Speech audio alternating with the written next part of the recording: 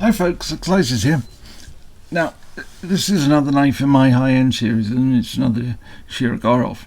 So you're probably getting a bit sick of this, but I'll make no secret of it. I love Shirogorov knives. They're really good. They're really well made. Their actions are brilliant. I like most of their designs, not all. But this is one I do quite like. I prefer their liner locks to their frame locks, and this is a frame lock. But given that, I think this is an attractive design and it's a lovely shape and so forth. But if you're looking at this, you may remember the way back when I started this series. I think, in fact, in the very first batch, I did a knife that was very, very similar to this. That's because I think this is the latest iteration of the F95 turtle. F95 being the shape, the pattern of the knife, turtle being the design. But the one I showed at the beginning, I think, was like a first or second generation, and this one third or fourth generation. Unfortunately, I don't have them side by side to compare, but you can see from the inset picture here that overall they have a very similar aesthetic. If I could hold them hand in hand at the same time, I think we'll find that this one is slimmer and lighter. And for what it's worth, the chap that owns both of them likes the earlier iteration better. He thinks this one's just a little bit on the thin side. The blade's a little bit thinner stocked, and it just feels a bit thinner in the hand. I haven't got them side by side, so I can't tell. But I think there's lots of thought gone into this design to come up with something. It's not just a grey slab titanium premium steel blade. This is there's some definite design has gone into the aesthetics, and that extends on both sides. It would be easy to have a patterned face and then on the reverse just a flat titanium, and many manufacturers do exactly that. But here, even the milling pattern out of the turtle bits is carried forward onto the pocket clip, which I think is a nice little feature. The screw for the pocket clip instantly comes through from the inside. I think it's just one screw. It might be two, but I think it's just one. And it's a lovely for a milled clip. Again, I quite like steel clips. I think steel clips do the job better, so I'm inclined to prefer them. But for a machine clip, it's machined very nicely. It's got a very sort of thin section in the middle, which means that it will it bends quite well, and it grips quite well. You've got a good sort of ramp at the front to make it easy enough to slide it into your pocket. Try and get this so you can actually see it. And then there's a decent bit of depth in the back, mainly because of the milling on the clip, but also the milling on the knife underneath gives it a little bit of extra clearance, which I think is good and it's well thought out. Now we do have the relief cutout for the lock bar on the outside. That's a little bugbear of mine, but where this knife does do well in trying to keep things uncluttered is we've got on the back of the pivot, it's just plain. We have just one screw for the insert, the steel insert between the lock bar and the blade, and the over travel stop. That's all done with just the one screw. You've got the screw at the other end, which is again just the one screw, and again it's plain on this side, completely plain. They have the Shirogorov I don't know what you call it, not trademarked. Well, it might be trademarked, possibly, but they're proprietary sort of screws. But I quite like them because they're not proprietary screws that require some super special tool. A screwdriver can open them. You do obviously run the danger with any screw, actually. It's not just these ones, but you always run the risk of chipping the finish when you're trying to unscrew them, and that's certainly an issue here. And because this is an expensive knife, people might worry about that. The only sort of badging on the front here is the Shirogorov Bear. Now, because it's a Shirogorov, I can open this on camera without any fear that it won't open. Now, as with any knife, I have a problem just getting hold of the thing. It's one of the reasons why I like the liner lock ones, because there's no danger of putting anything on the lock bar, because it's inside the handle, and the sort of ones with the sort of carbon fiber handles and things are just a little bit more grippy in my hand. So, but I find with all the Shirogorovs, so long as I can get enough purchase to break the detent, then I can open it, because you just know that once you've broken the detent, it is just going to open. There's never going to be any question of that. And it opens to show a really good blade. I mean, this is a good blade in that it's an attractive blade, but it's also a very, very good all-round blade shape. It's beautifully ground and it's beautifully finished. It's made of M390 steel, which I like. It's one of my favourite steels. It might even be my favourite steel, to be honest. I've only had one Magna Cut knife, and I didn't like the knife, so the steel it was made of was irrelevant. But I like the pattern in this blade. We've got this sort of fuller at the top.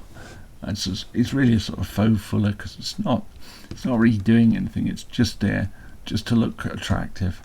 You've got some jimping on the top. I don't really like jimping, but this is quite nice jimping. It's not too aggressive, doesn't sort of hurt your hand. We've got some nice swedging on the top there. The swedgings end before the tip, so the tip is in section there. It's almost diamond shaped. You preserve quite a lot of strength behind the tip, which I'm sure makes the tip a little bit more robust. What's different about this one over the earlier one is the thinness.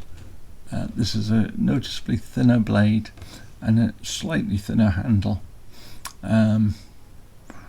and there's also a lot of efforts been made to lighten the inside with some quite extensive sort of milling work in there,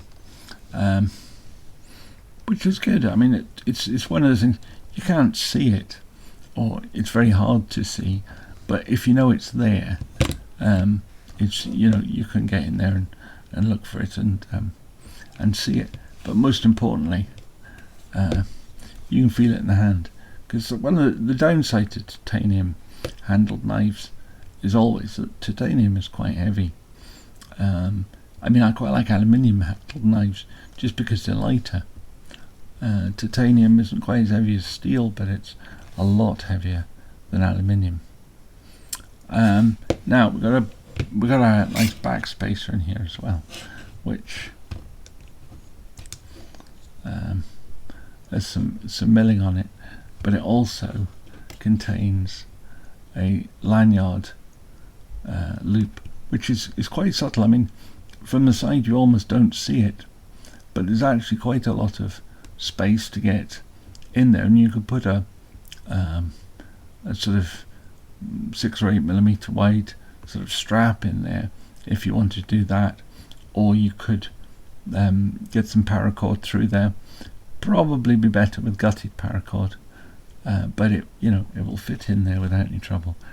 Of course, the sort of chamfering and the fit and finish and everything else is pure Shirogorov standard, which is immaculate, impeccable. I've handled a lot of Shirogorov knives, and I've never handled one that had any sort of questionable fit and finish errors, and I can't say that about any other company really. Any of the other ones I've looked at, there's often some small detail, but in the Shirogorovs there isn't. They're always just right, and this one is no exception. It's a good size knife. It would be too big to carry in the UK, obviously. Anything is too big to carry in the UK, just about. In terms of blade length, it doesn't feel so big, but it's almost 4 inches. It's only 3 7/8, just shy of 100 millimeters from the from the edge of the scale to the tip. Cutting edge is probably not a lot different, actually. If only I could maneuver things. All I'm doing at the moment is knocking the camera. Yeah. Cutting edges are almost exactly the same as the blade length, to be honest, because it's the way that the scale curls up here. Obviously, being a flipper knife with no thumb studs to sort of ruin the aesthetic of the blade, there's no overt advertising on the blade, other than the little bear on the tail here. On the show side of the knife, there is no brighting, marketing, or any such thing. And on the other side, we simply have M390, which I think is obligatory just about these days. For any knife, you have to put what the steel is. It probably could have been put somewhere a little bit more subtle, but wasn't. You've got just that little bit jimping on the flipper tab to help it work, and it does. I mean, I do find this knife's a little bit slippy in hand, certainly compared to the carbon fibre ones, but like I say, with that action, the minute it starts to move, it's going to open, and even if you don't put a lot of energy into it from your finger, the smoothness of their multi-row bearing system just makes sure that it will always get opened, whether it does it super fast or whether it's a little bit slower in its movement. It's reliable and it'll always get there. Incidentally, you've got a little bit of cutout here for when you obviously flip the thing. It just gives you a little bit of extra room for your finger to sort of go into, so you can push the flipper just that little bit further. Got a good visible stop pin there, and as I say, I like a knife like this to work on a sort of pivot plus one screw. It doesn't really need to be any more complicated than that. That's just like the my Rocksteads or even the Chris Reeves knives. They have one difference in that they have a second screw for their stop pins, but other than that, it's kept simple, and I like simple. Simple looks attractive. So that's what my wife says about me. Being simple is what makes me attractive. But there we are. Anyway, it's probably all I've got to say about this knife, without sounding like a Shirogorov fanboy, which I am. It's just a really nice piece, and if you could carry it, it would make a great knife to carry and use. This kind of bead blasted finish is relatively tough. It doesn't take fingerprints at all, but it's got a nice sheen to it. Anyway, if you like this stuff, please give it a thumbs up, and if you want to see more of these knives, there's no more Shirogorovs in this batch, but there are some more Russian knives, and one very attractive little folder, and one brute of a folder. But anyway, you'll see all those as time goes on if you subscribe and ring the bell. Okie doke, bye.